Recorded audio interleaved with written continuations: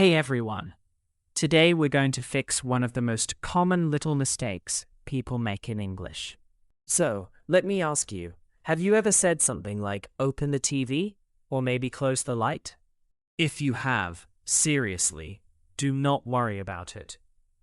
It's an incredibly common error, but by the end of this, you're going to have it solved for good. Okay, so check this out. Here it is, side by side. On the left, you see the common mistakes, and over on the right way. It's actually really simple. English uses different verbs for electrical actions versus physical actions. All right, let's tackle the first part of the solution, the turn-on rule. This is going to apply to pretty much anything that plugs into a wall or uses batteries. For any machine that's powered by electricity, we call that an electrical device, you are always going to use the verbs turn on and turn off. That's it. Just forget open and close exist when you're talking about power. Think of it this way. You're not physically opening the machine itself, right? You're starting the flow of electricity that makes it work. You're activating it. So let's make this real. At home, you don't open the light. Instead, you flip a switch to turn on the light.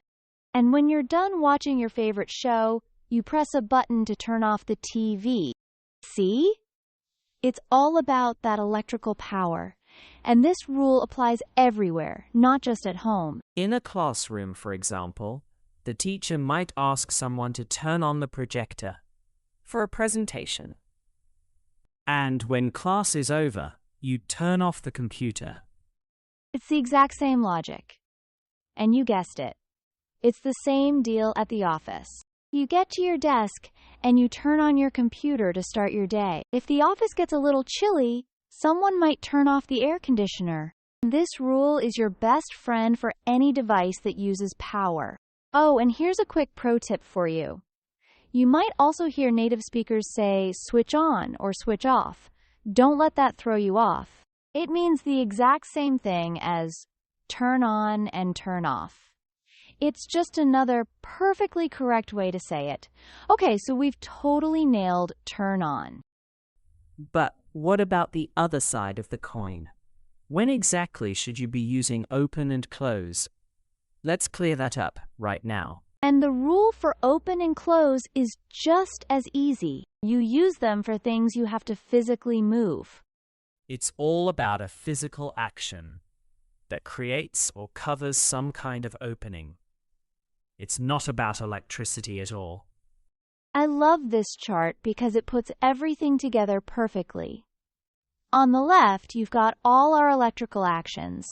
Turn on, turn off, switch on. And on the right, all those physical actions.